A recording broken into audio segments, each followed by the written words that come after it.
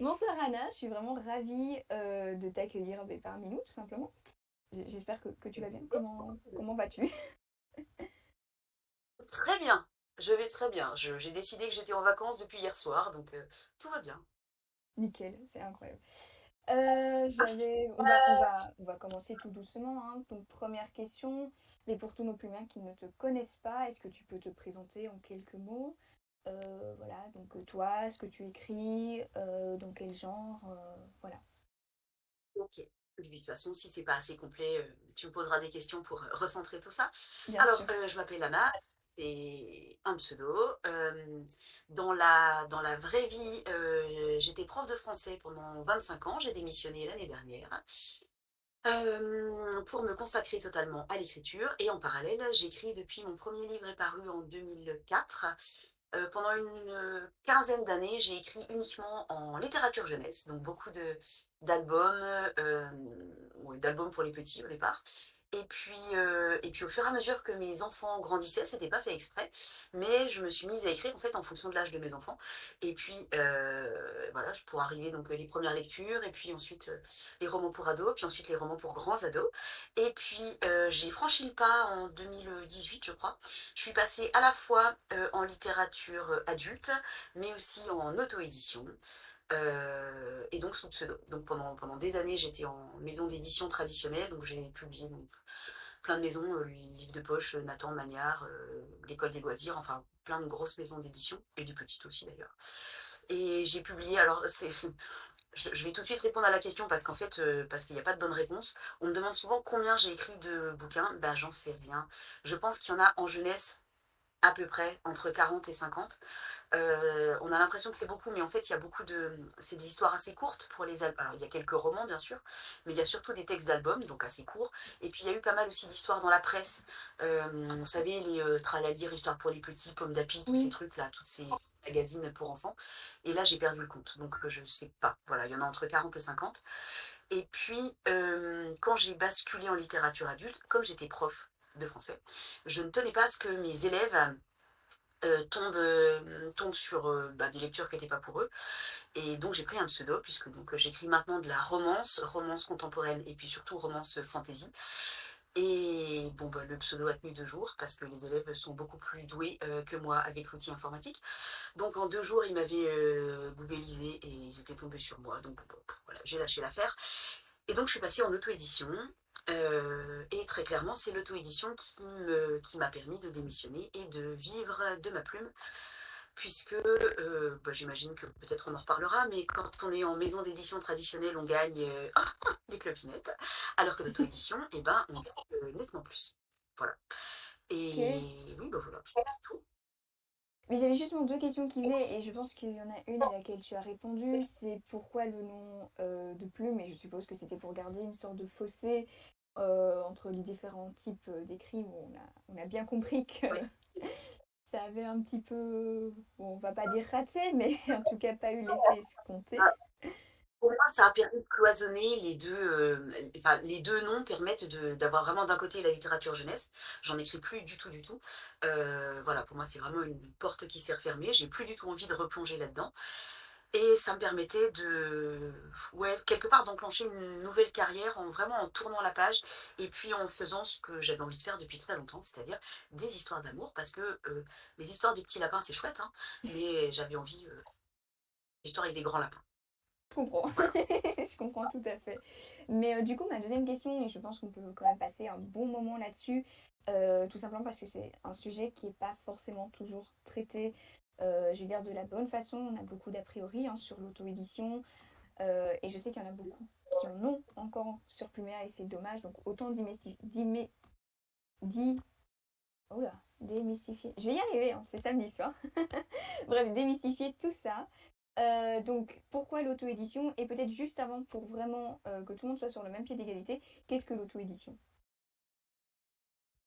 Alors l'auto-édition, eh ben, c'est le fait de prendre en charge tout seul, de façon indépendante, toute la chaîne du livre.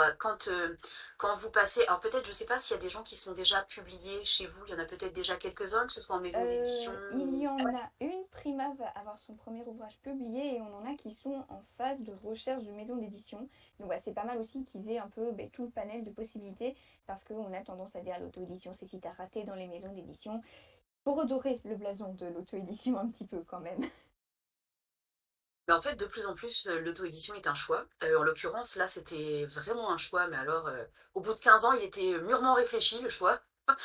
Et donc, en auto-édition, vous gérez tout seul, tout, depuis non, je vais faire dans l'autre sens. En fait, quand vous êtes en maison d'édition, vous écrivez votre texte, et puis ensuite, une fois que vous avez réussi à trouver un éditeur, vous envoyez votre texte à un éditeur qui vous répond favorablement, youpi, c'est très bien, et puis commence toute une phase de correction avec l'éditeur, ce qui est super intéressant.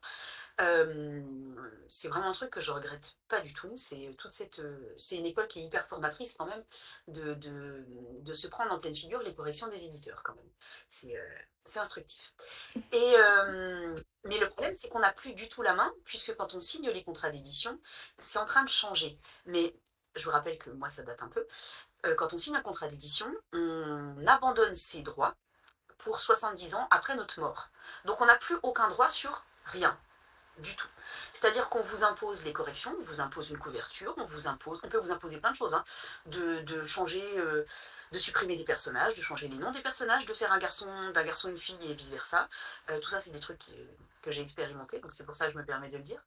On peut vous demander de passer votre texte au passé ou au présent, ou de switcher, par exemple, si c'était pas ce que vous aviez fait au départ. Et puis, on peut vous imposer des couvertures qui ne sont pas du tout ce que vous aviez envie d'utiliser. En l'occurrence, j'ai quand même testé, quand je suis passée en littérature adulte, mes deux premiers bouquins, je les ai mis en maison d'édition. Puisque moi, j'avais pas du tout envie de passer en auto-édition parce que j'étais moi aussi pleine de préjugés. Et, euh, et puis, j'écris de la romance, certes, mais j'ai pas envie d'avoir des mecs torse nu sur mes couvertures. J'ai pas eu le choix. J'ai eu mieux que des mecs On les torse connaît nu, tous, hein, des gens qui ceux-là. sont. On les connaît Bah, tous. moi, j'avais Et même les lectrices n'en veulent plus. Les lectrices n'en veulent plus. Ça fait débat sur les réseaux sociaux, les mecs torse nu ouais. sur les couvertures. Ça fait débat, mais mine de rien, c'est quand même ça continue de se vendre, sinon les éditeurs ne Bien continueraient sûr. pas, ils ne vont pas se tirer une balle dans le pied, quoi. Donc voilà. Et donc vous n'avez plus aucun droit sur rien. Et puis vous recevez vos droits, enfin les sous. Euh, En fait, les comptes sont calculés sur un an et les comptes sont clos au 31 décembre. Et vous avez à peu près 6 mois pour recevoir les sous de toute une année, de toute l'année précédente. Donc, par exemple, si là je publiais un bouquin là cet été, je recevrai mes droits l'été prochain. Et c'est extrêmement compliqué, d'autant plus que les droits en question. Alors en littérature jeunesse, bon, j'ai signé des contrats totalement abusifs, il ne faut pas faire ça, mais j'étais jeune et je ne savais pas. J'ai signé des Lisez contrats à bien vos 2% de droits contrats et d'auteur. faites-vous aider, c'est important. On ne le répète pas assez. Deux trucs super importants. Faites attention au pourcentage et faites attention aux clauses abusives du genre clause de préférence. C'est super important. Ne pas accepter les clauses de préférence. Euh, les clauses de préférence, elles vous obligent en fait à donner vos bébés en priorité à l'éditeur en question. Et si ça s'est pas bien passé pour le premier bouquin, tant pis pour vous, vous avez signé la clause de préférence et vous n'avez pas le choix. Donc vous sacrifiez votre nouveau-né et c'est un peu douloureux quoi. Et parfois, ça se passe super bien avec les maisons d'édition, hein. Je veux pas non plus. Voilà, il y a eu des super. Je- j'ai vraiment eu des super expériences. Mais j'étais contente aussi de tenter autre chose. Et donc, oui, non, ce qui est important aussi en édition traditionnelle, c'est que vos droits d'auteur, c'est vraiment très très peu. C'est en moyenne quand même, c'est autour de 6, 7, 8% de droits d'auteur, donc sur le prix hors taxe. Ce qui fait globalement, allez, même pas 50 centimes sur, évidemment c'est en fonction du prix du livre, mais même pas 50 centimes sur un roman. Quand vous êtes en auto-édition, vous gagnez sur le numérique 70% et sur le brochet, par exemple sur Amazon, 60%. Ça change tout. Ça change tout. Oui, c'est vrai, c'est vrai. Et même si en plus maintenant les prix des livres augmentent avec le prix du papier, donc c'est pas pour autant que les auteurs gagnent plus, hein. On le dit, les livres deviennent plus chers, mais on gagne pas plus en tant qu'auteur. Non, bah, puis surtout pas dans les maisons d'édition, effectivement. Les auteurs, pour eux, ça change rien du tout. Voilà, il y a le prix du papier. Et en fait, pour compléter, zut, je voulais dire un truc sur l'auto-édition. On gagne plus, certes, oui. Et puis surtout, ça n'empêche pas du tout de travailler exactement comme avec les éditeurs. Moi, c'est mon cas. Comme j'ai été formatée pendant 15 ans à bosser avec un retour éditorial et je ne saurais plus faire sans, j'ai besoin de ça, de ce retour sur mon texte. Je travaille avec une éditrice freelance, donc qui va travailler sur le fond du texte, mais je travaille aussi avec des correctrices, des bêta-lectrices, des alpha-lectrices, une graphiste. Enfin, on n'est pas du tout seul, contrairement à ce qu'on pourrait croire. Et d'ailleurs, moins on est tout seul, plus le boulot est professionnel, c'est évident, en fait. Bien sûr. C'est important d'avoir des retours extérieurs, que ce soit mais c'est simplement sur les couvertures ou sur le texte en tant que tel. S'il y a des maisons d'édition, c'est pas pour rien. Et les Oui, auteurs en auto-édition qui ont tendance à vouloir tout faire tout seul, c'est un peu dommage malheureusement, hein.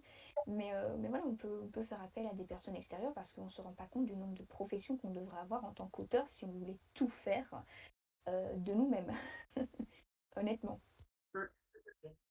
Oui. Et donc, du coup, pourquoi l'auto-édition? Si on peut revenir du coup sur cette question-là, parce que je me doute qu'il y a un avantage pécuniaire, mais est-ce qu'il y a une autre raison? Est-ce que c'est pour la liberté aussi en termes de droit d'auteur? Est-ce que c'est pour pouvoir organiser un peu ta vie comme tu l'entends? Mais parce qu'on sait aussi qu'en édition, souvent, on va avoir tendance quand même à avoir des deadlines qui sont parfois très serrés.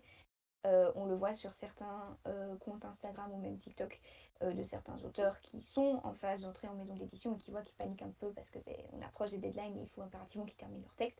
Donc voilà, toutes les raisons un peu qui t'ont poussé à te tourner vers l'auto-édition, au-delà notamment de l'avantage, on va dire, pécuniaire. Ouais. Alors déjà juste un truc, les deadlines, bah, t'en as autant quand t'es en auto-édition, sauf que c'est toi qui te les mets, mais t'en as autant puisque de toute façon, si tu publies pas, Oui, l'argent ne rentre pas. Donc, t'as pas bien le sûr. choix, les deadlines. Mais oui, en fait, il y a deux choses. Il y a l'aspect financier, c'est évident. Pour moi, c'est pas ça qui a été le déclencheur. C'est que j'en avais ras-le-bol. J'avais vraiment l'impression d'être en train de me faire marcher dessus depuis 15 ans et j'en avais marre. J'en pouvais plus de ça, de ce non-respect. Et en fait, suite à même un truc tout bête, en fait, mon bouquin devait paraître dans une maison d'édition fort connue. Et j'ai appris, on m'a même pas dit ça en face, à 15 jours de la parution du bouquin, j'ai appris par les bruits de couloir des copines qu'en fait, ils fermaient la collection et que donc le livre n'allait pas paraître. Et personne ne m'avait mis au courant. Et quand j'ai envoyé un message à l'éditrice lui disant mais c'est quoi ce bazar, elle m'a dit ah bon, ah mais quand même, c'est pas normal qu'on vous ait mis au courant à côté. Non, ce qui est pas normal, c'est que toi, tu m'aies pas prévenu. C'est pas que les autres m'aient averti. Donc voilà, suite à ça, j'ai décidé que vraiment j'en avais trop marre, que c'était plus possible. Et donc j'avais très envie de reprendre ma liberté, d'être indépendante et de voir si toute seule ça fonctionnait. Puisqu'en fait, pendant des années et des années, on nous a répété que on pouvait pas s'en sortir tout seul, que l'auto-édition c'était pas bien, que c'était pas pro, en fait, sans les éditeurs et leur merveilleuse générosité, on pouvait pas s'en sortir. Et ben, gros spoil, si, on s'en sort vachement mieux. Donc voilà, moi je suis vraiment ravie d'être partie, même si j'ai eu des super expériences. Vraiment, je ne mets pas tous les éditeurs dans le même sac, il y a des gens avec qui ça s'est super bien passé. Euh, mais je ne reviendrai pas en arrière, parce qu'en termes de liberté, d'indépendance, ce que je trouve super, c'est que partout où tu te plantes, c'est entièrement de ta faute. Mais tout ce que Oui, tu réussis, c'est uniquement grâce à toi aussi. Et ça, mais quel bonheur. Donc j'aime bien l'idée de porter en totalité la responsabilité de ce qui arrive. Ça me plaît. totalement. Et je pense que c'est pour ça qu'il y a autant d'auteurs qui se tournent de plus en plus vers l'auto-édition, même s'ils sont accompagnés par des éditeurs en freelance, même s'ils sont accompagnés par des graphistes et des personnes qui sont capables de les épauler, parce que bientôt, manquerait plus qu'on doive imprimer nos livres nous-mêmes avec notre petite imprimerie dans notre bureau, mais ce qui serait quand même un peu ardu. Il y a une question qui me vient quand même. Tu disais que tu avais travaillé en tant que professeur de français. Et je me demandais à quoi ressemblait une journée type. Alors à ce moment-là, quand tu étais prof, sachant que tu te faisais éditer en maison d'édition, et aussi maintenant en tant que totalement autrice à temps plein, Oui. comment tu gères un peu tout ce qui va être communication, écriture, est-ce que tu as des horaires précis, est-ce que tu fais un petit peu à l'inspiration selon tes envies, voilà. Et ben, tant que j'avais un boulot à temps complet, parce que donc pendant longtemps, j'ai eu boulot à temps complet, plus les enfants, la maison, le chien, le chat, enfin tout ça quoi. Et ben, en fait, c'est pas compliqué, je grappillais absolument chaque minute que j'avais dans une journée pour écrire. Chaque récréation, le temps de midi, c'était sur mon clavier. Quand j'étais en voiture, je dictais sur mon téléphone. Quand les enfants étaient à leurs activités sportives, la danse, le machin, tout ça, moi dans la voiture, bah, je travaillais, je dictais, partout, chaque minute, dans la salle d'attente du médecin, dans tout le temps. C'est pas super pratique, mais quelque part, quand on est sous pression, et ben, on arrive très très bien à avancer aussi. Franchement, ça m'a pas empêché de publier donc ben, un paquet de bouquins. Donc je pense que, en fait, la seule chose qui vous empêche d'aller au bout, c'est juste la peur. C'est juste quand vous avez peur de ne pas y arriver, du coup vous arrêtez et vous lâchez en cours de route. C'est là, ce qui fait un écrivain, c'est pas forcément le talent, l'inspiration, j'en sais rien, c'est pas ça, hein. C'est la ténacité. C'est le fait d'être un petit parasite et de s'accrocher et de jamais lâcher. C'est ça, votre plus grande force. C'est juste votre volonté. Et donc, maintenant, oui, pour en revenir à la question, tu vas voir, hein, je fais sans arrêt des digressions. Il n'y a pas de souci parce que justement, c'est Désolée. super enrichissant. On peut poser plein de questions après. Donc, honnêtement, moi, ça me va. Et donc, ouais, bah, mon emploi du temps maintenant, j'ai mis un moment en fait à réussir à me mettre dans le bain.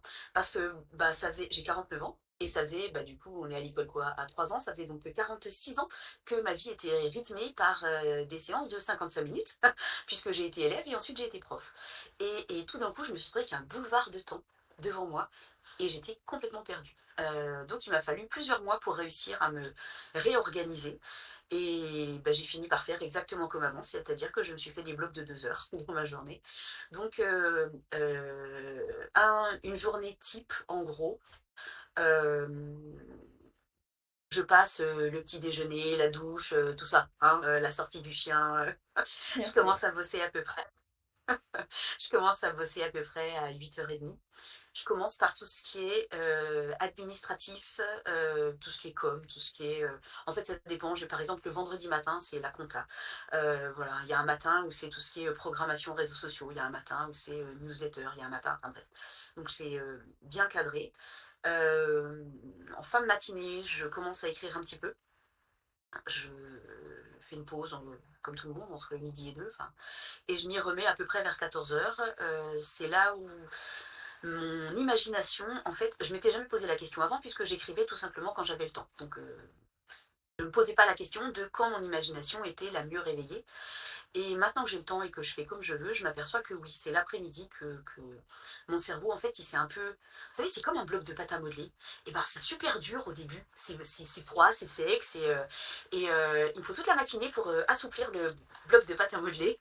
Et dans l'après-midi, voilà, je sens que je suis un peu plus opérationnelle pour tout ce qui est créatif. Donc j'écris l'après-midi, donc un petit peu le matin, l'après-midi, voilà, jusqu'à 18h, en sachant qu'au milieu, je dois gérer aussi les commandes, parce que j'ai une boutique en ligne.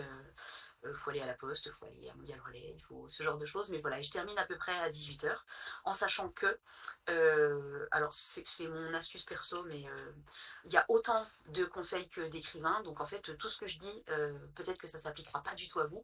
Moi, ce qui m'aide, c'est de m'arrêter en plein milieu d'une scène, de jamais clôturer un chapitre. Parce que si je clôt un chapitre, je sais plus, je suis plus dedans en fait. C'est super long, je sors les rames pour recommencer.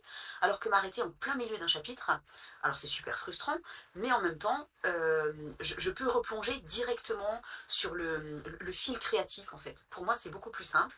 Et donc, le soir, en fait, juste avant de fermer, je me note sous forme de tiret ce que je dois raconter dans la scène d'après, quoi. Je note que voilà, là ils doivent faire ça, là il y aura bagarre et là machin, et voilà. Ce qui fait que le lendemain, je reprends directement en plein milieu, je suis balancée au milieu de la piscine, et j'ai mes petites bouées avec mes petits tirets parce que je sais donc quoi raconter, et c'est beaucoup plus simple pour moi. Après, on ne fonctionne pas tous pareil. J'ai des copines qui sont obligées de relire longuement ce qu'elles ont écrit avant. Moi, je ne fais pas comme ça.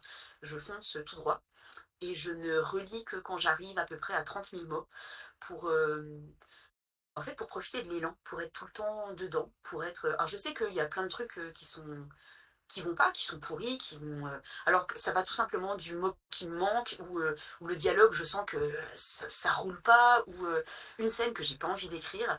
Typiquement, je suis en romance, il y a des scènes d'amour, explicites, Ok. heu et puis des fois, je suis en pleine, pardon, mais après la raclette de midi, par exemple, la scène de sexe, j'ai pas hyper envie de me lancer dedans, quoi, tu vois? On Donc comprend.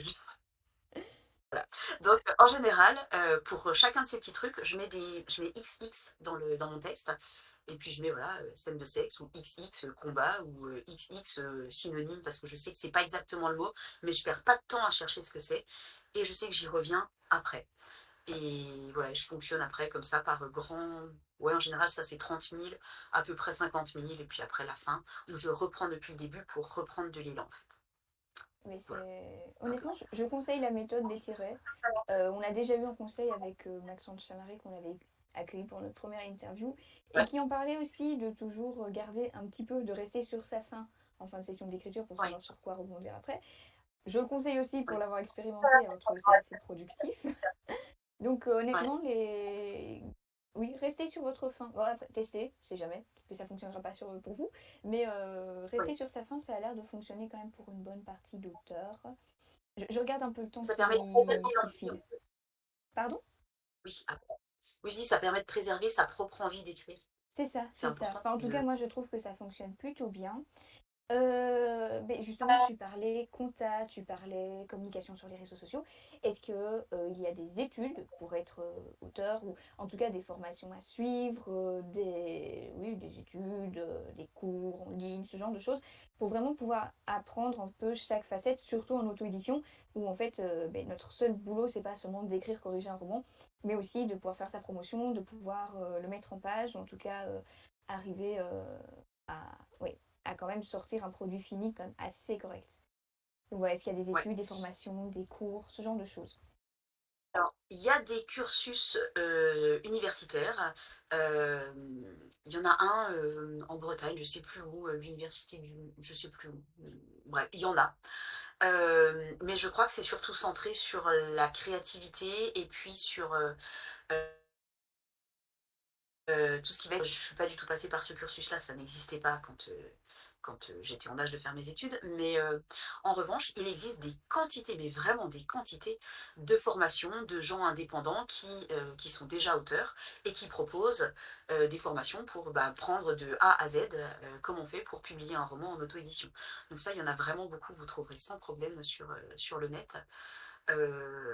Tout dépend après de votre sensibilité, de ce que vous avez envie d'en faire, Heu, oui, parce qu'après les gens, il y en a qui sont hyper techniques, d'autres qui sont plus, un peu plus perchés. Il y en a enfin, ça dépend vraiment de ce que vous attendez. Mais il y en a plein, plein, plein des formations, pour les gens qui veulent se lancer en auto-édition, vraiment. C'est vrai qu'on en voit pas mal sur les réseaux sociaux. Pour ceux que ça intéresse, Margot de Seine en a fait une également. Enfin, en tout cas, elle est en train de sortir son académie d'écriture pour apprendre un petit peu tous ces volets-là. Donc, oui, non, c'est vrai que des formations, il y en a quand même quelques-unes. Est-ce que toi, tu as suivi des formations pour tout ça ou est-ce que tu y es allé un peu, on va dire, au talent et tu as fait ce qu'on appelle communément l'essai-erreur, comme on le fait souvent un petit peu tout seul dans notre coin? Bah, moi, j'ai pas du tout suivi de formation parce que ça n'existait pas. Donc donc voilà, non, pas de formation. Je suis arrivée à l'écriture, par hasard, presque. Moi, j'étais surtout une grande lectrice. J'ai toujours beaucoup, beaucoup, beaucoup lu. Je lis d'ailleurs toujours, beaucoup. Alors, il se trouve que ça fait partie de mon boulot, mais j'aime ouais, je suis à peu près à 180 livres par an en lecture parce que mais c'est un besoin vital. Donc j'ai toujours beaucoup lu. À l'origine, je suis une lectrice. Et puis, alors comme tout le monde, hein, quand j'étais, à l'adolescence, j'ai écrit des poèmes d'amour désespérés, évidemment. Heu, absolument, pas mémorables. D'ailleurs, ils n'existaient plus et heureusement. Et en fait, c'est quand j'étais en fac, on m'a laissé le choix entre, on avait 2 ateliers au choix. Il y avait soit l'atelier informatique, soit atelier d'écriture. Et l'atelier informatique, à une époque où donc internet n'existait pas, l'atelier informatique, il fallait nommer, il fallait dire, ceci est un campagnol, une souris, un mule. Il fallait cocher la bonne réponse. Donc, c'était pas très intéressant, ça me passionnait pas des masses. Donc, vraiment, par défaut, j'ai pris la porte d'à côté. Je suis allée, c'était un atelier d'écriture avec un auteur jeunesse. Et j'y connaissais rien, mais rien. Mais... Et alors, j'ai été touchée par la grâce. J'ai trouvé que c'était absolument magique. De... je crois beaucoup. Alors, je fais partie des gens un peu perchés. Je crois beaucoup au pouvoir magique de l'écriture. Le côté un peu. Ouais, la vie qui naît juste de ça, de l'histoire. Le côté, tu sais, la préhistoire, le conteur, les flammes et les ombres qui dansent sur les parois. Ben voilà, voilà c'est ça, c'est la magie de l'histoire. Et je trouve que c'est super important. Et j'ai découvert ça, je soupçonnais pas, j'avais jamais pensé que je pouvais écrire. Et ben, en fait, j'ai jamais arrêté. Donc après cet atelier d'écriture, qui a duré un paquet de séances, j'ai fait beaucoup d'ateliers d'écriture en ligne, beaucoup, beaucoup. Et puis après, un peu par hasard, j'ai envoyé une histoire à un éditeur. Et puis voilà, ça a fonctionné tout de suite, j'ai eu pas mal de chance. Et voilà, Oui, et parce j'ai qu'on parle jamais pas arrêté. assez du facteur chance en maison d'édition. On dit que c'est beaucoup de travail, Ouais, mais il y a beaucoup de chance également. ouais, ouais, Euh, tout à fait. Tu parlais lecture, j'ai une dernière question avant qu'on passe aux questions du coup relatives aux membres donc, qui ont posé leurs questions tout au long et qu'on va reposer juste après. Tu parlais justement que tu étais une lectrice avant tout. Est-ce que tu estimes que la lecture c'est primordial pour apprendre, entre guillemets, à écrire ou est-ce qu'on peut totalement s'en passer ou lire très peu et quand même pouvoir écrire? Parce qu'on dit beaucoup qu'il faut lire pour pouvoir écrire.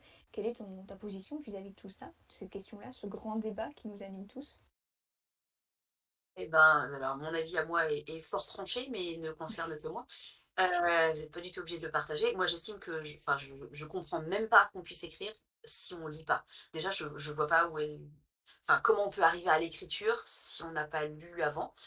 Et bon, voilà, chacun est différent.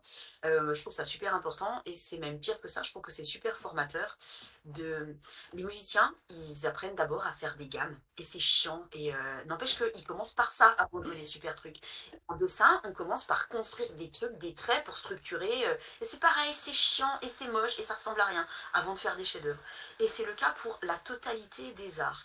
Et ben, en littérature, c'est exactement la même chose. Et je pense qu'on apprend beaucoup si vous connaissez un peu la peinture classique, la peinture, enfin voilà, la Renaissance par exemple, les élèves apprenaient en copiant les maîtres. Et ben c'est un truc que j'ai fait, mais sauf que je savais pas qu'en fait j'étais déjà en train de me préparer à ça. Mais quand j'étais ado, en fait j'avais un cahier sur lequel je recopiais des passages des bouquins qui me plaisaient. Et je pense que simplement en recopiant, on sait que le fait de passer par l'écriture, la main, c'est beaucoup plus formateur que de passer par le clavier. Et alors je sais pas, c'est une sorte de chemin neuronaux, j'y connais rien. Ce qu'il y a de sûr, c'est que on s'imprègne de rythmes, de structures, de mots, de façons de raconter qui sont pas du tout les nôtres, et ça permet de percevoir vraiment d'autres façons de goûter la langue. Et je trouve que c'était, enfin pour moi, ça a été super formateur. Et encore maintenant, parfois quand je bloque, quand souvent au début d'un bouquin, par exemple, je sais pas trop comment commencer, eh ben, je prends n'importe quel livre dans la bibliothèque et je me recopie le premier paragraphe. J'en prends plusieurs comme ça, et je recopie les premiers paragraphes, et ben juste ça débloque tout, en fait. C'est le fait d'aller à la source, d'aller récupérer le goût des mots. Oh, mais quel bonheur! C'est voilà, je vais c'est ma fontaine de jouvence à moi. Je vais, ouais, c'est ça. Je vais goûter les mots des autres. Je sais pas comment le dire autrement, mais c'est vraiment ça. C'est Donc une très belle ne métaphore en pas plus. lire, ne pas lire, je trouve que ça serait un peu, bah, c'est dommage, quoi. Surtout, c'est se priver du plaisir. Ouais, l'écriture, c'est un super plaisir. La lecture aussi. Je conçois pas qu'on se prive d'une partie du plaisir, mais on n'est pas tous pareils, donc pourquoi Mais pas. que les gammes en tant que musicien, c'est chiant. Enfin, moi j'en ai fait parce que j'ai fait de la musique. C'était bien chiant et que la lecture, honnêtement, c'est plutôt fun. Enfin, il faut aimer. Il faut aimer. Il y a des gens qui aiment pas lire et voilà, qui aiment écrire. Honnêtement, ben, force à eux. Mais c'est vrai que la lecture, ça reste quand même un plaisir quand on, en tout cas quand on aime la littérature, ça reste un plaisir et c'est dommage de s'en priver. Je suis tout à fait d'accord. Même si je lis très peu depuis que j'écris, je vais pas mentir. Il y a un Je exercice qui est propose, super. Oui, vas-y, Beh, je t'en prie. juste, Pas de souci, ce vas-y. qui est super c'est, tous ceux parmi vous qui écrivent des fanfics et ben, c'est génial. Continuez et oui, c'est de la littérature. Si, si, je vous assure. Vous écrivez des vraies histoires. Il y a plein de gens que je rencontre, plein de lectrices qui me disent: «Non mais oui, mais c'est pas mes personnages. Non mais c'est pas» ah mais si, si, je vous assure que si, vous avez inventé des histoires entières, oui, à partir de personnages qui existaient encore et alors, tous les gens là qui écrivent sur, Hadès et Perséphone, par exemple, bah, ils existent déjà ces personnages et alors? Et alors? Ça en fait des vraies histoires, donc continuez. C'est super formateur ce que vous faites, et oui, vous écrivez pour de vrai. D'autant que sur Hadès et Perséphone ou sur les mythes grecs en général, ça peut être proposé à l'édition. Oui, Il y a énormément d'ouvrages qui sont inspirés de la mythologie grecque et qui sortent pour l'instant. Donc, complètement. donc voilà.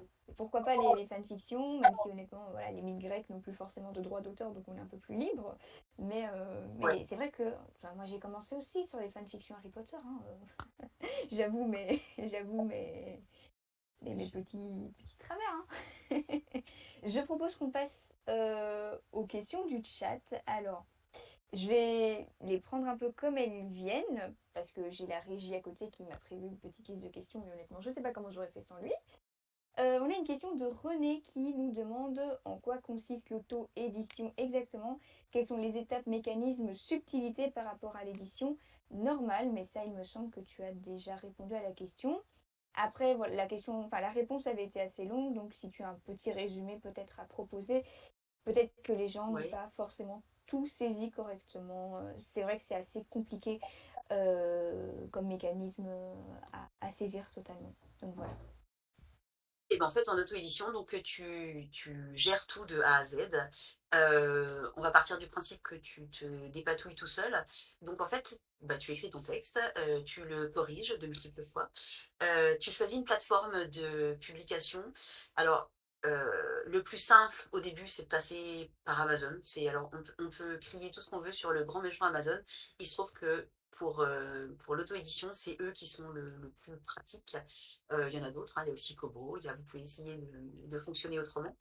Et donc, bah, c'est pas compliqué, il suffit de mettre un fichier sur Amazon, vous mettez votre fichier mis en page correctement. Et, et donc, ça sortira en livre numérique, mais également en impression papier à la demande, puisque c'est. D'ailleurs, il y a plein de maisons d'édition qui fonctionnent comme ça maintenant, en impression à la demande. Bah, puis voilà. En fait, c'est pas compliqué du tout. Enfin, le mécanisme général est pas compliqué du tout. Vous écrivez, vous corrigez, vous mettez en page et vous mettez ça en ligne sur Amazon, par exemple. Après, si on veut être un peu plus pro, bah, du coup, on ajoute des correcteurs, on ajoute un éditeur, on ajoute voilà, plein de phases comme ça. Et puis, je vais peut-être pas rentrer dans les subtilités, mais pour être distribué ailleurs que sur Amazon, il faut passer par d'autres structures, il faut, etc. Et puis, si vous voulez, moi j'ai donc en plus une boutique en ligne pour proposer des livres papier en plus des librairies. Donc je travaille avec un éditeur indépendant. En fait, il y a plein de gens qui ne veulent pas acheter sur Amazon, et voilà, je comprends, chacun son truc.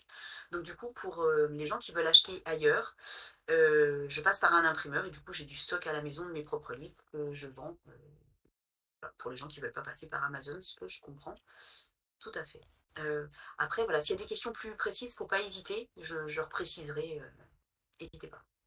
Merci beaucoup pour ta réponse. Je propose qu'on passe à la suite en attendant, voir s'il y a des demandes de précision. On a IA qui nous demande par quelle méthode d'édition tu conseillerais de commencer pour un débutant. Donc je suppose, et IA nous répondra si c'est la maison d'édition traditionnelle ou plutôt l'auto-édition. Je pense que c'est ça le fond du propos. Ouais, alors moi j'ai trouvé ça super formateur de passer par la maison d'édition, bah, déjà de comprendre tous les mécanismes, d'apprendre à travailler un texte aussi accessoirement, de comprendre que votre texte, quand vous le sortez, c'est vos tripes à vous. Le problème, c'est que tout le monde n'a pas les mêmes tripes que vous, et c'est normal. Et le boulot de l'éditeur, c'est d'avoir un regard un petit peu plus universel sur votre texte. Et en fait, il va vous permettre de lisser, mais pas dans le sens de l'affadir, mais dans le rendre plus sensible pour plus de personnes, en fait. Et ça, je trouve ça super important de passer par cette phase-là. Alors moi, ce que j'ai trouvé après avec une éditrice freelance, mais donc je trouve ça intéressant vraiment de passer par une maison d'édition. Ceci dit, il y a tellement d'arnaques en maison d'édition. Et puis pour les grosses maisons d'édition, bah, c'est pas forcément facile d'y entrer. Il y a beaucoup de bah, il y a beaucoup de monde en fait, tout simplement.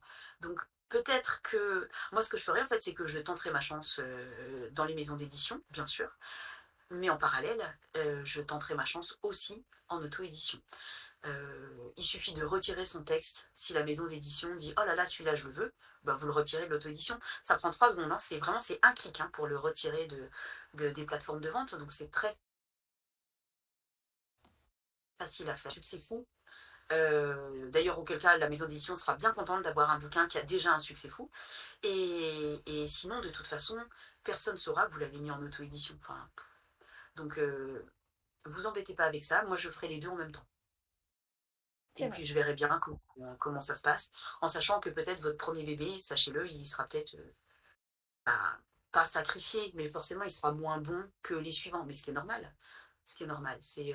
Donc là, je pense qu'en tout, j'en suis peut-être à, je sais pas, entre 60 et 70 livres publiés. Bah forcément, là, le 70e, il est meilleur que le 69e, qui était meilleur que. Et puis le 80e sera vachement meilleur que le 70e. Et puis, c'est normal, on progresse toute sa vie. Écriture. C'est que notre écriture se bonifie. On est comme un bon vin. Allez. Exactement. Je me permets de passer à la suite. Alors, on avait une question de Ghost qui demandait à partir de quand tu es passé en auto-édition, combien d'années t'a-t-il fallu pour être sûr que tu pouvais démissionner? C'est vrai qu'on n'a pas traité cette question-là, de savoir si tu as fait un peu d'auto-édition avant pour Oui. assurer tes arrières financièrement, ou si tu as frotté tes mains, tu es parti en vadrouille dans Non, l'auto-édition sans te poser de questions. non, non, non, non, je suis pas une aventurière, j'ai pas le goût du risque, moi. Et puis, accessoirement, j'ai les études de 2 enfants à payer. Petit message Je me doute. personnel. Euh, Non, non. En fait, j'étais très étonnée parce qu'en édition traditionnelle, du coup, je gagnais vraiment pas beaucoup. Et, et du coup, je pensais qu'en auto-édition, mis à part la satisfaction de faire moi-même et de me sentir libre, ça serait la même chose. J'étais très étonnée de voir que, en fait, je gagnais beaucoup plus. Et ceci dit, le beaucoup plus a mis quand même 2 ans avant d'être suffisamment confortable pour pouvoir en vivre. Et comme je suis donc une grande trouillarde, j'ai attendu 2 ans de plus, même 3 ans de plus avant de lâcher l'affaire. Non, puis il se trouve que j'adorais mon boulot de prof aussi, accessoirement. Donc voilà, j'aimais beaucoup, beaucoup mes élèves. Et voilà. Donc oui, j'ai pas lâché comme ça d'un coup, et puis je vous le conseille pas, c'est quand même hyper stressant de se dire que, en fait, vous remplirez votre frigo uniquement si votre imagination, votre inspiration a été suffisante pour écrire un livre. C'est quand même une pression qui est assez importante. Il se trouve que moi, j'avais quand même beaucoup, beaucoup d'années de recul, et je sais que l'imagination, elle est toujours là, en fait. Je peux compter dessus. Je fonctionne pas comme. J'ai plein de copines autrices qui savent déjà leur planning est plein pour les 10 ans qui viennent. Ah oui. Alors moi, pas du tout. Pas du tout. Et ça me stressait vachement. Quand j'écris un livre, je sais pas du tout ce que je vais écrire après. Seulement, il se trouve que, bah donc, ça fait 20 ans cette année. En 20 ans, les idées m'ont jamais lâché. Et bah, du coup, j'ai confiance. Je sais que quand j'aurai terminé un livre, les idées seront forcément là pour le suivant. Et voilà, c'est juste que je travaille pas comme d'autres. C'est une théorie un peu. Je vous ai dit, j'étais un peu perchée, hein, donc c'est une théorie. Je sais pas si vous connaissez le bouquin d'Elisabeth Gilbert qui s'appelle Comme par magie. Et donc, elle a une théorie que je trouve choupi comme tout. Elle pense que les idées, c'est comme si c'était des petites bestioles. Vous savez, des petits dragons là qui viennent. Et que ces petits dragons, en fait, enfin, c'est moi qui vois ça comme des dragons, mais des trucs qui volent. Et que de temps en temps, quand ils estiment qu'il y a la bonne personne pour raconter leur histoire, et ben ils viennent se percher sur votre épaule et puis ils vous chuchotent des trucs à l'oreille. Et voilà. Et ben j'adore cette idée. Et je me dis que finalement, voilà, les petits dragons, en fait, ils attendent juste que j'ai fini avec le précédent, parce que ça va, ils sont bien élevés, ils sont pas trop chiants, ils savent que je peux pas C'est le faire deux trucs en principal. même temps. Voilà, exactement. Et du coup, ils sont toujours là. Et je sais plus tout ce que je voulais dire, je sais plus à quelle question je réponds, mais c'est pas grave. On répondait à la question de combien de temps tu avais attendu avant de te Ah lancer, oui, enfin, ouais, ou de voilà. démissionner en tout cas de ton poste mais dans silence. En tout cas, 20 ans d'écriture, c'est quand même beau, hein, parce que on est quand même relativement jeune, on a une moyenne plutôt jeune sur le serveur. Bon, après, on a quelques plus anciens qui vont un peu faire augmenter cette moyenne. Mais c'est vrai qu'on a quand même une moyenne, on va dire, aller à 20, 21 ans, je pense. Je pense plus 25. 25. Bon, bref, on est quand même dans la vingtaine. Et ben, en soi, ça voudrait dire qu'on aurait commencé l'écriture à 5 ans en moyenne pour faire 20 ans d'écriture. 20 ans d'écriture, c'est très beau. Très, très beau. Honnêtement, c'est... enfin, moi, je suis admirative, honnêtement. Je suis admirative.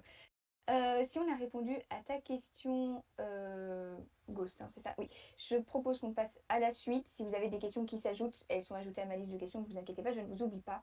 Parce que le temps file aussi et on va quand même libérer Anna, sinon on la garderait toute la nuit pour répondre à toutes nos questions. Et l'interview audio serait assez longue pour les gens qui n'auront pas eu l'occasion d'y participer. Question de Prima qui demande s'il y a des critères spécifiques pour la littérature jeunesse, par exemple pour un public compris entre 0 et 3 ans. Parce que c'est vrai que c'est Parce que particulier, 0-3 ans. je conseille en fait d'en lire des quantités pour voir en fait quels sont les ressorts et comment ça fonctionne. Euh, Évidemment, pour les petits. En fait, alors, je ne lis plus littérature jeunesse, mes enfants sont grands, et donc je n'en écris plus. Donc peut-être que les codes ont changé. Ce qu'il y a de sûr, c'est qu'à l'époque où j'en écrivais, je fonctionnais en 12 séquences, en fait, puisque les albums, souvent, sont des albums de 24 pages, tout simplement. Donc 12 séquences, en gros, une action par page, à peu près, et un nombre de personnages fort réduit, maximum 3, et pour les petits comme ça, vraiment. Et évidemment, un vocabulaire simple, quelque chose qui vise surtout les émotions. En revanche, pas de trucs gnangnan, pas parce qu'en fait, les petits, ils sont pas stupides. Donc, quelque chose qui au niveau des émotions sonne juste et pas bêta, quoi. N'écrivez pas pour les enfants comme vous parleriez à votre chat. Vous savez, si vous êtes gaga de votre chat, et ben faites pas pareil avec les enfants. Ils sont plus intelligents que votre chat. C'est Pardon, important sauf le de nôtre. leur apprendre, hein. C'est important de leur apprendre Ouais, aussi. Ces ouvrages-là sont importants pour apprendre justement le développement des émotions aux enfants. Donc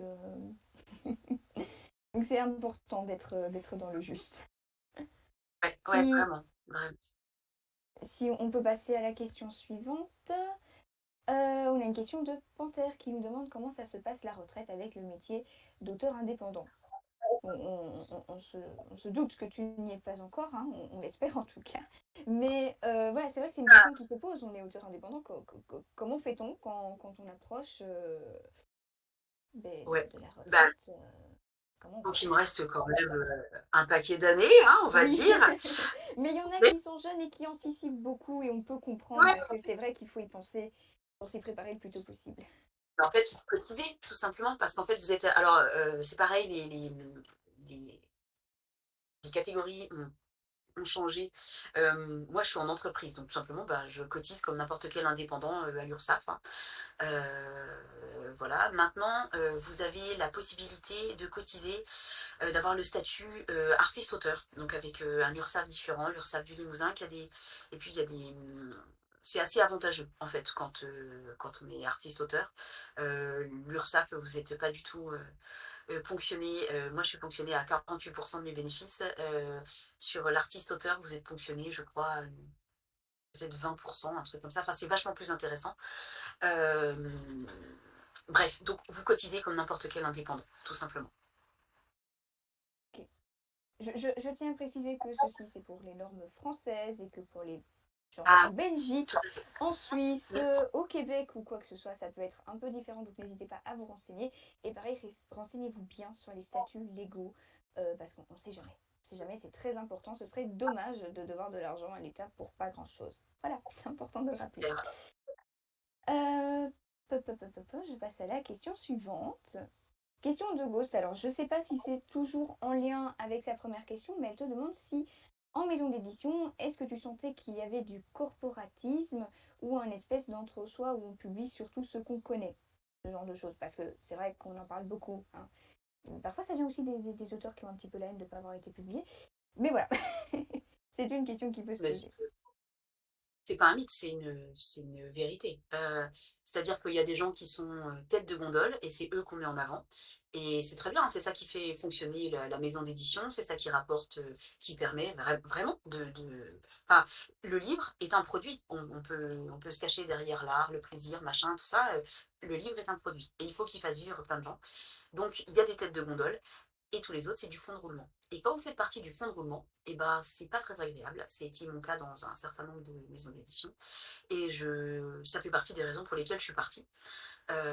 Donc oui, oui, bien sûr, il y a vraiment un... et d'ailleurs, il y a des autrices qui sont estampillées autrices telle maison d'édition. Et puis quand vous les croisez en salon, et ben, c'est assez compliqué d'intégrer le cercle. Donc non, non, c'est pas un mythe, c'est la réalité. Mais c'est bien aussi d'en parler parce que ben voilà, on a parfois tendance Oui, et une fois de plus, à pas entendre de partout, hein. tout, à entendre de tout et il faut parfois démystifier. Mais oui, c'est vrai qu'on en entend parler. Après, voilà, dans certaines maisons d'édition, c'est pas forcément le cas. C'est On ça, espère que ceux certaines qui maisons trouveront d'édition, leur pas toutes. place trouveront une bonne place. On vous le souhaite, en tout cas. Exactement. Question de Richard. Nous, les illustrateurs, on passe un bon 50%, probablement plus en ressenti, de notre temps à faire du démarchage. Je me demande si c'est un peu pareil pour une autrice en auto-édition. Voilà. Et bah, bah non, parce qu'on fait du démarchage auprès de qui? Puisqu'effectivement, vous, en illustration, je pense que vous êtes un peu obligé de travailler avec un auteur, alors que nous, on travaille tout seul, en fait. On n'a pas, on a cette chance de pouvoir bosser tout seul. Enfin, je pense que c'était un peu ça la question. Alors que pour vous, c'est compliqué. Si vous illustrez, ça veut dire que forcément vous illustrez un texte. Et bah oui, je comprends que ce soit pas simple du tout. Et, et puis c'est un côté hyper, j'allais dire humiliant, c'est peut-être pas tout à fait ça, mais oui, c'est super frustrant de passer tout ce temps-là et Oui, non. Je, enfin, je pense que c'était ça la remarque. Supposition aussi de ma part, peut-être que c'était plus lié aux intervenants que toi, en tout cas, tu ajoutes dans ton processus de publication, donc tout ce qui va être éditeur freelance, graphiste et ce genre de choses. À mon avis, de savoir comment tu, j'allais dire invoque, mais c'est pas le terme, comment tu fais entrer ces acteurs dans ton processus, comment tu les choisis ou en tout cas comment tu les trouves. En fait, au fur et à mesure, hein, tout simplement.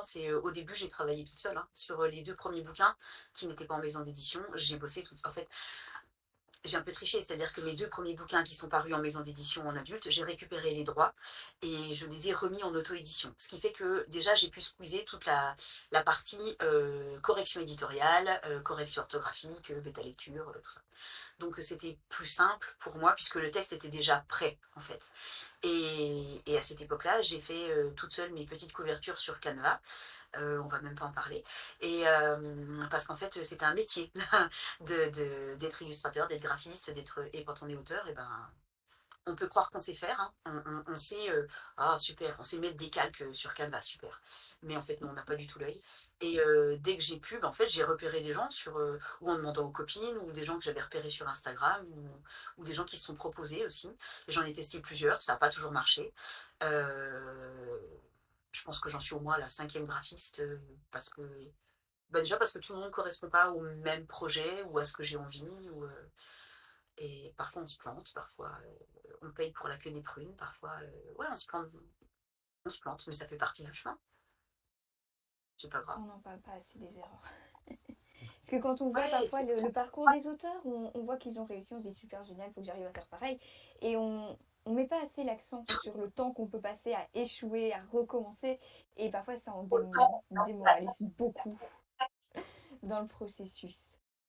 Une question de Mido qui demande quel type d'entreprise il vaut mieux quand on est auteur en auto-édition, pardon, mais quand tu parlais d'entreprise, d'auteur, créateur, je ne sais plus trop. Enfin bref, un peu tous ces statuts-là, lequel il vaut mieux c'est dans super, notre cas. C'est super compliqué. Maintenant, vous pouvez plus être micro-entrepreneur et artiste-auteur. Si vous êtes artiste-auteur, vous êtes forcé d'avoir ce statut artiste-auteur. L'auto-entreprise, la micro-entreprise, ça sera juste pour vendre des produits physiques à côté, vendre des goodies, vendre des trucs comme ça. Moi, j'ai un statut, je suis une entreprise individuelle, mais j'ai des copines qui sont en SASU, j'ai des copines qui sont en EIRL, en EURL, plein de trucs. J'y connais rien, je trouve ça super compliqué. En fait, le seul conseil, c'est aller voir un comptable. Et puis, voyez avec le comptable ce qu'il vous conseille, tout simplement en fonction de ce que vous avez envie de faire, des revenus que vous visez, de la nature des revenus. Est-ce que vous allez fonctionner avec une maison d'édition? Est-ce que vous allez fonctionner en auto-édition? Est-ce que vous allez vendre des trucs à côté? Est-ce que vous fonctionnez uniquement avec Amazon? Amazon qui, du coup, vous reverse des redevances et non pas des droits d'auteur. Enfin, tout ça, c'est tout des subtilités à voir au cas par cas. Donc, allez voir un comptable, ça semble plus sûr. En règle générale, tournez-vous sur les professionnels du milieu, c'est toujours mieux. Alors, on a une autre question, mais je ne sais plus qui l'a posée. On nous dit T à l'oreillette. Est-ce qu'il y a des événements très personnels de votre vie qui vous inspirent? C'est vrai qu'on n'a pas forcément parlé d'inspiration, on est plus resté sur le processus d'édition, auto-édition. Donc voilà, c'est l'instant, c'est le moment. Alors, des événements précis, je pense pas. En revanche, évidemment, il y a une partie de moi, de mon histoire, dans chacun des personnages, dans chacune des histoires. Mais ça peut être juste un trait de caractère, ça peut être des choses parfaitement inconscientes, ça peut être parfois certaines anecdotes, ça peut être... voilà, mais oui, il y a toujours une part de moi, mais euh, je crois pas, en tous les cas, avoir utilisé vraiment consciemment, volontairement un événement de ma vie pour écrire dessus. J'écris pour m'évader. Donc si j'écris pour m'évader, et enfin, c'est pas pour rien que je me tourne de plus en plus vers la fantaisie, c'est parce que là où il y a des dragons, des épées et des gens qui ont des pouvoirs magiques, c'est vachement plus sympa. Et en plus, on peut tuer plein de gens, et ça, j'aime plein de gens. C'est Et cool. donc, Tuons des gens. ouais, mais exactement, tuons des gens. Et du coup, non, non, je crois pas m'inspirer de ma vie perso, même si, ouais, forcément, il y a des petits bouts, mais ouais. Mais je pense que c'est tout le monde. On écrit en partant de soi. Ce qu'on écrit, c'est un peu de soi, c'est un peu notre enfance. Donc il y a d'office des petits bouts de nous qui passent. Mais c'est vrai qu'il y a des gens qui ont plus tendance à avoir un écrit plutôt témoignage, partage d'expérience. Alors, je vois que le temps file, mais je pense qu'on aura le temps de clôturer la liste de questions, même si elle s'agrandit encore. Une nouvelle question de Ghost qui nous demande si tu es parti en auto-édition aussi parce que tu avais un public déjà acquis ou une communauté qui te suivait. Et c'est vrai que cette question-là est assez importante parce qu'on nous dit de plus en plus qu'il faut avoir une communauté pour pouvoir fonctionner en auto-édition, ou en tout cas plus facilement. Du coup, est-ce que tu avais quelqu'un, enfin des gens qui te suivaient derrière? Est-ce que tu es partie encore une fois Non, en tant alors pas. qu'aventurière? Ouais, bah là, si, en l'occurrence, c'était aventurière, en fait, parce que, bah non, moi, j'écrivais vraiment pour la jeunesse. Et la jeunesse ne m'a pas suivie avec mes histoires de grands lapins, un peu chauds, et heureusement. Et du coup, non, non, j'étais vraiment, le public a pas du tout suivi. Et c'est pas grave. C'est pas grave. J'ai tout reconstruit depuis le début, mais vraiment. Et comme quoi c'est possible. Vraiment possible. En fait, vraiment, je me suis assise sur 15 ans de... 15 ans enfin, non, justement, pas l'expérience, mais 15 ans de relations, de... Là, il n'y avait plus rien, hein. Même les éditeurs, je les connaissais pas du tout. Je connaissais que les éditeurs jeunesse et c'est pas du tout pour eux comme genre. C'est Donc non. vrai que c'est deux mondes Non. totalement différents. Ah ouais, vraiment complètement différent. Du tout au tout. Alors, autre question. Une autre question de Mido qui demande quand on commence à publier, à partir de quand doit-on créer une entreprise? Combien de temps on peut avoir un revenu entier dans le vide, entre guillemets, avant de devoir avoir un statut? Qui en soi est une très bonne question pour Et les gens qui désireraient se lancer vers l'auto-édition. officiellement, dès ton premier euro gagné, tu dois avoir un statut. Dans les faits, il se dit que j'insiste, hein, vous voyez, hein, il se dit que les impôts fermeraient largement les yeux sur 1000 euros, à condition que vous les déclariez bien sûr en traitement et salaire, première ligne de votre déclaration d'impôt. Donc oui, ça par contre, il faut toujours les déclarer, mais si vous gagnez moins de 1000 euros par an, personne ne viendra vous casser les pieds pour que vous ayez un statut officiel, à partir du moment où vous les déclarez.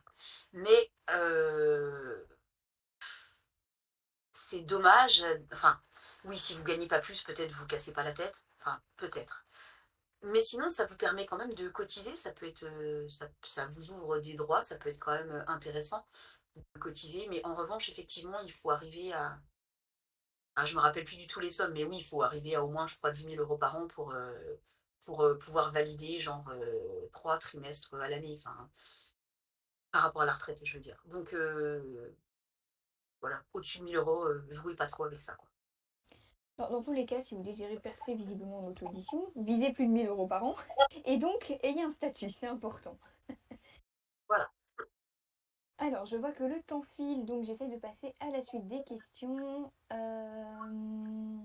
Donc, toujours pour continuer sur la question des illustrateurs, donc la question de Richard, c'est plutôt se dire quel pourcentage de ton temps de travail tu passes à faire autre chose que l'écriture. Alors ça, je sais qu'on l'avait un peu traité dans ma première question de journée type, mais c'est vrai que si tu as une petite donnée chiffrée qui peut être peut-être plus représentative pour nos plumiens, ça peut être pas mal. Je pense plus de la moitié de mon temps à ne pas écrire. Je pense que c'est entre 60 et 70% du temps sur tout le reste. Ce qui est Et énorme en soi. ouais, ouais, ouais, ouais. Et 30% d'écriture seulement.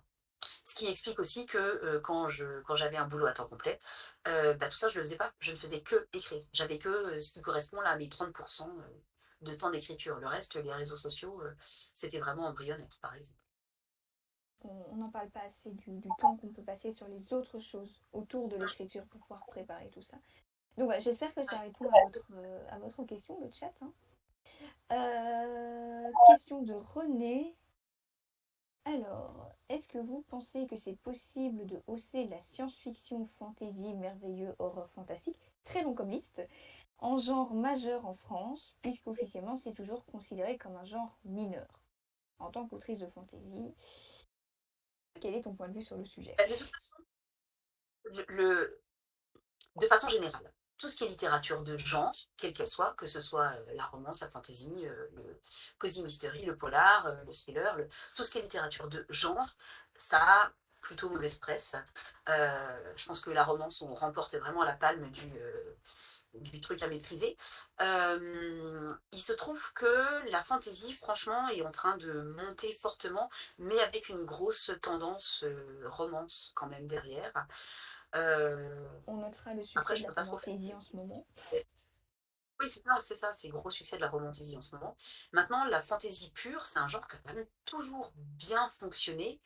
Euh, je pense que le genre qui marche très très bien en ce moment, c'est surtout le thriller psychologique.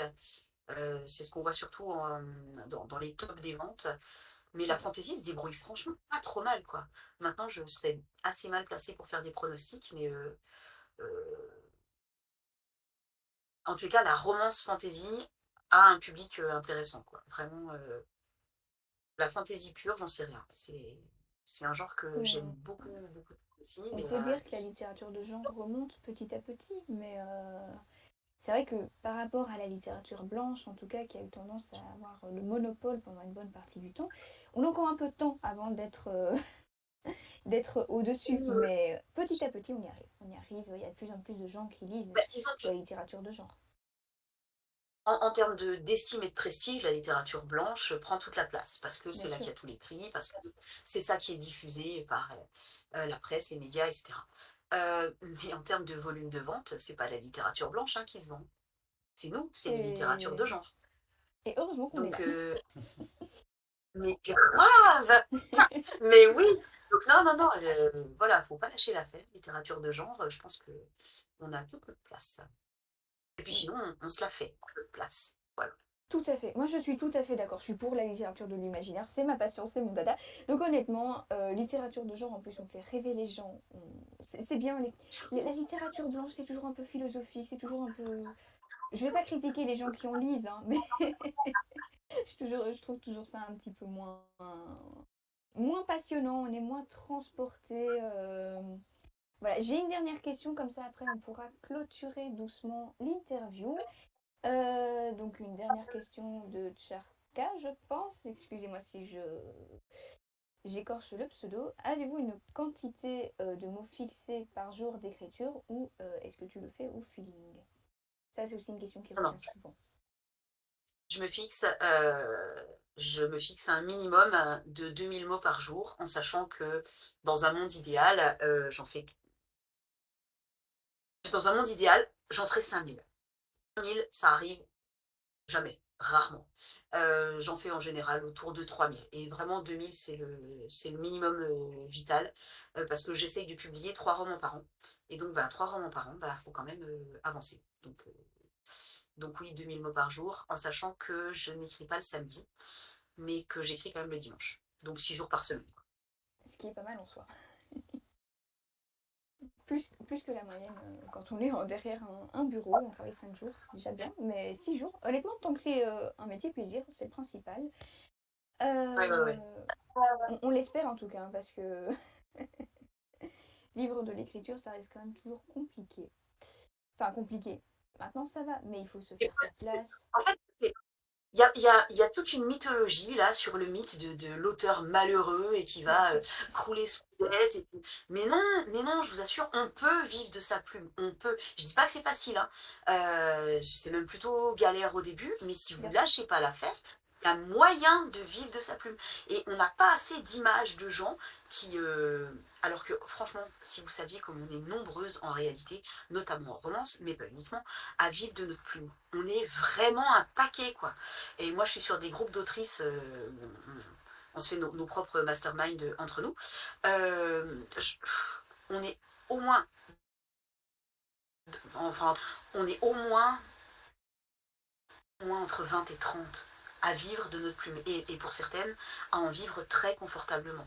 Donc, enfin, je veux dire, il y a des gens qui ont des chiffres d'affaires qui sont au-delà de 100 000 euros par an. Donc, c'est possible. Juste, lâchez pas l'affaire. C'est juste ça.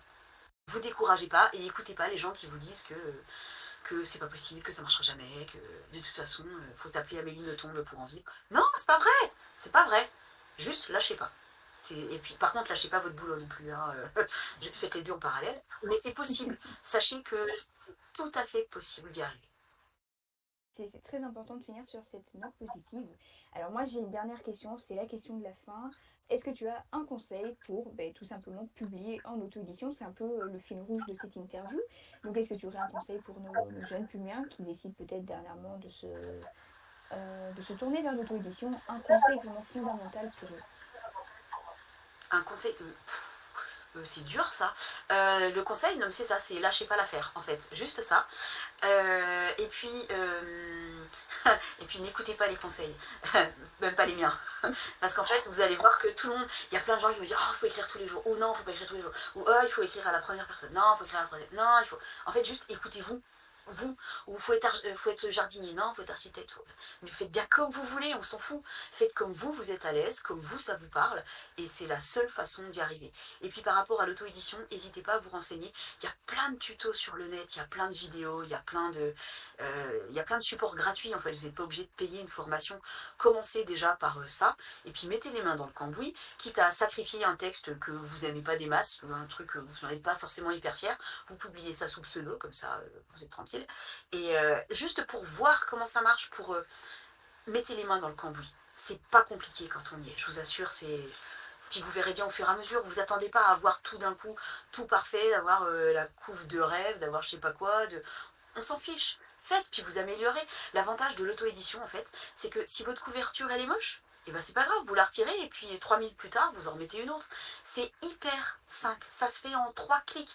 Il y a des fautes d'orthographe dans votre texte, super, vous le corrigez, vous le remettez. Alors qu'en maison d'édition, vous pouvez pas faire ça. Là, vous pouvez tout améliorer, tout corriger, tout changer, tout tester. Mais c'est un terrain de jeu, mais je vous explique pas, quoi, c'est trop de bonheur. Enfin, moi je trouve.